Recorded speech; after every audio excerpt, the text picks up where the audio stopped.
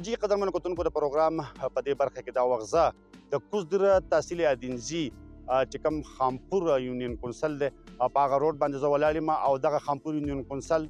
په مخه باندې په سوونو په درزنونو کلي چې کوم دی نو دغلته تللي دي د سیا پورې او دا روډ په مخه باندې بیا پیدل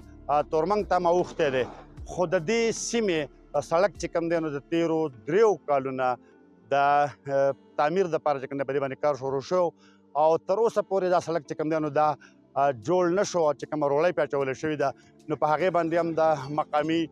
خلکو اعتراض دی په دغه واله باندې چې دا سړک کار پې شروع شو او 3 کاله وشو تر اوسه پورې سر ته ونه رسېدو د دې ځای ولس ته د کم سختو او تکلیفونو مخه ده خبرې به د هغې سره کوو موږ سره اوسئ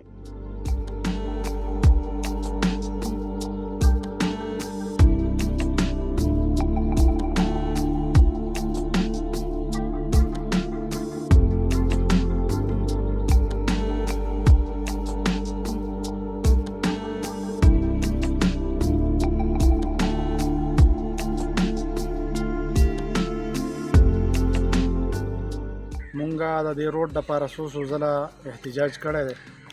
په دغه کې هم کونسل کې هم قراردادونه هم جمع کړي دي ایس ډي او سره هم ملاقات کړی دی ایم پي ایس سره هم ملاقات کړی دی 3 کاله وشو دا روډ دغسې وران پروت دی او کار پرې نه کېږي په ځینو ځایونو کې پکې لا روړی هم خوړل شوې ده د ټکنۍ نه بره هغه هم دغسې پروت دی او دا د مینې د ګیر نه راواله او تر هغه د سیا د ټاپه پورې دغسې وران پروت دی نو مونږ چې څونه واکداران دي او ایم پي ایس وي مینس وي نو د الله د رضا دپاره دی د دې باندې ته ایکشن واخلي او د دې بندوبست وشي ځکه چې د عوامو ته ډېر تکلیف دی د دې علاقې نه دوی ښه په بارې اکثریت باندې ووټونه اخیستي دي ښه کامیاب شوي دي اول ځل هم نه دی 2 ځله کامیاب شو نو موږ ته خواست کوو چې دې ته ښه په اخلاقي بنیاد باندې دې ته وګوري او د دې دا کار پوره کړي ما خیال محمد نوم دی جی د خانپور اوسېدونکی یم دا د روډ په باره کې موږ ته ډېر سخت تکلیف دی دا روډ زموږ ډېر زیات خراب دی د دې تقریبا دا 5 سال روان دی او ډېر زیات تکلیف دی او دا کومه روړۍ چې راوړې ده دا ماسې د ګوړې چکۍ دي هغه ورسته ګوړه ده جي هغه ګوړه چې خرابه شي او د دې دا 5 کال روان دی او د خلکو ته ډېر انتهایي تکلیف دی پیاده خو به څوک د سره نشي تللی پیاده ته هم ډېر تکلیف دی او هغه ګاړو ولته هم ډېر انتهایي تکلیف دی او ډېر زیات یې خفه کړي وو خو د دې مخنیوی وشي دا روډ چې دی نو تقریبا 3 کاله وشو چې دا وران شوی دی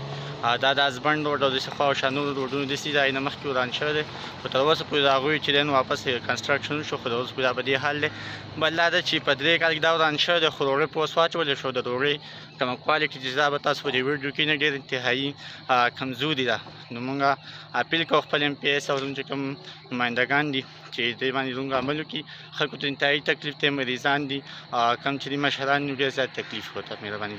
او دا لاره چونکې 2 کاله وشو چې داسې ده چې ډېره زیاته خرابه ده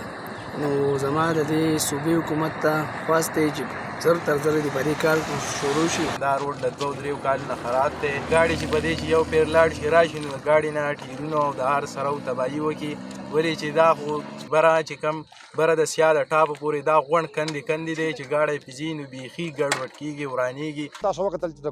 خامپور سکول چې کوم دی دا تحصیل ادینزي چې کومه د سیلګرۍ دپاره انتهایي د اهمیت وړ علاقه ده سیا ټاپ سر چې کوم دی او بیا دا روډ چې کوم دی دا د لړم ټاپ ته هم په دغه غرونو کې تللی دی خو په دغه سړک باندې چې کوم دی د کیچاړۍ نه بره